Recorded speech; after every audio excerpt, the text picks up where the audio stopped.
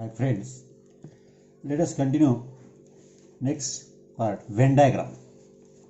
Venn diagram, whenever we set represent with the help of with the help of closed diagrams, those diagrams when we write elements in these diagrams such like this given by points A, E, I, O, U.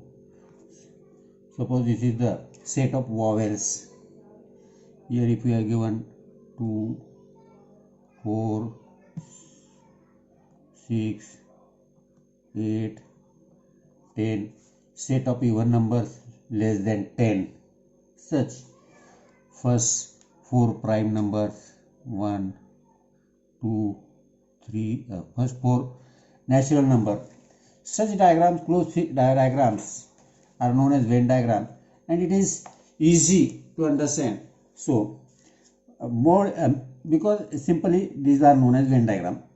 In Venn diagram, a set represented by a closed figure and the elements of the set represented by points in that closed figure. This is the Venn diagram.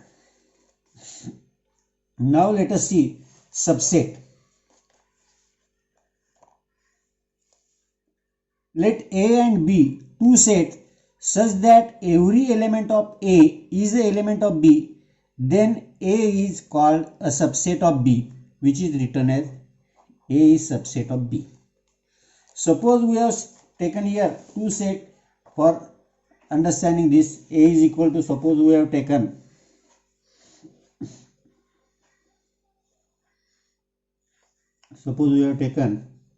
A is equal to 1, 2, 3, 4, bus, or B is equal to, we have taken here 1, 2, 3, 4, 5, 6, 7. Now if you look here, elements of A are 1, 2, 3, 4, element of B are 1, 2, 3, 4, 5, 6, 7. Our condition is that element of A, every element of A is an element of B. Every element of A1 यहाँ है, A2 यहाँ है, A3 यहाँ है, A4 यहाँ है. Every element of A is element of B, then we say A is subset of B. It can show in Venn diagram also like this. Suppose this is A, and then this will be B. Venn diagram, with the help of Venn diagram we can show this. Now our A 1, 2, 3, 4, 1, 2, 3, 4, this is A. Now B 1, 2, 3, 4 तो ये already इसमें आ गए, 5 और ये 6. This is we can show with the help of B. This is element of A set is subset of B. Whenever A subset of B, there are some properties of subset. First property, every set is subset of itself. Her set खुद का subset रहता है. Second one, empty set is subset of every set. Empty set her set का subset रहता है. Third one, if A is equal to B, then A is subset of B and B is subset of A. और A और B दोनों भी same set equal set रहे तो A is subset of B as well as B is subset of A रहेगा, क्योंकि A के element B में रहेंगे, इक्वल सेट है करके B के एलिमेंट A में रहेंगे, A B का सबसेट रहेगा और B भी A का सबसेट रहेगा. Same by inverse, if A is subset of B and B is subset of A, इसके उल्टा अगर देखेंगे, अगर A B का सबसेट है या B A का सबसेट है, दोनों एक दूसरे के सेट है, इसका मतलब A और B दोनों इक्वल सेट है. Next point, universal set.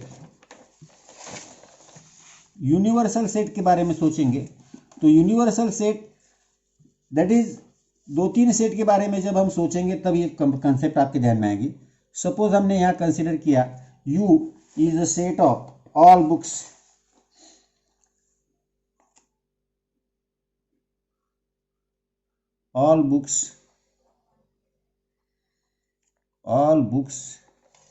in school library,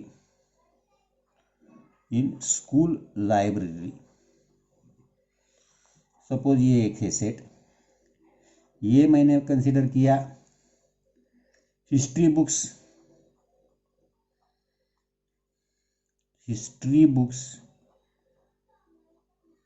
in school library, B maths books in school library, और सी मैंने बोला science books in school library. ये 4 सेट है हमारे पास।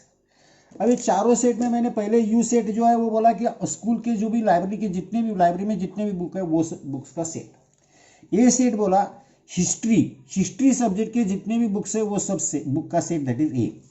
मैथ्स के बुक का जितने भी मैथ सब्जेक्ट के बुक जितने भी है उसका सेट, दैट इज बी। और साइंस सब्जेक्ट के जितने भी बुक्स है उसका सेट सी मैंने कंसिडर किया। अब यहाँ हम देखेंगे हिस्ट्री बुक्स का सेट जो है वो यू का सबसेट होगा, क्योंकि ये हिस्ट्री के जितने भी बुक है वो लाइब्रेरी में होंगे, ये that is A is subset of you. Second मैंने मैथ्स बुक बोला है, मैथ्स बुक भी अगर देखेंगे तो लाइब्रेरी के बुक में आने वाले, तो लाइब्रेरी के बुक का सेट भी सबसेट ही होगा, B is also subset of U. Third science books, it is also subset of universal book. तो यूनिवर्सल सेट जिसे कहते हैं वो यूनिवर्सल सेट इसे ही कहते हैं a suitable chosen non empty set. हमारे हिसाब से जो हमें सुटेबल है ऐसा चोजन किया हुआ नॉन एम्प्टी मगर set which all the sets under consideration, बाकी के कंसिडर जो किए गए उस समय वो सभी set are the subset of that set. बाकी के सभी सेट इस सेट के जब सबसेट होंगे उसे हम यूनिवर्सल सेट कहते हैं, is called the universal set. It is the universal set is denoted by U. Universal set always U से डिनोट किया जाता है। In Venn diagram generally it is represented by rectangle. Venn diagram में अगर निकालेंगे तो ये ज्यादातर रेक्टेंगल से ही दिखाया जाता है वेन डायग्राम में। एग्जाम्पल के तौर पर हम देखेंगे, सपोज हमने कहा U that is set of natural number x bar, x belongs to natural number बस, और n इज लेस देन 15। अब नेचुरल नंबर है और नेचुरल नंबर 15 से छोटा है। अब मैंने a ले लिया, सपोज यहां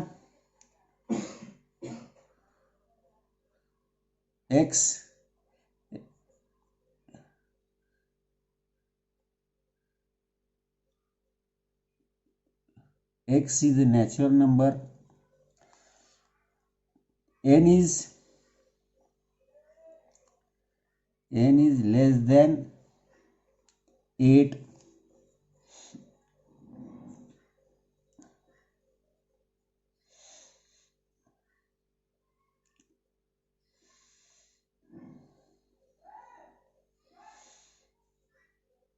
बस। अब मैंने दूसरा सेट लिया a कि जो है x bar, x is natural number, n is less than 8। तो यहां अगर हम देखेंगे तो ये a जो है ये यूनिवर्सल सेट का,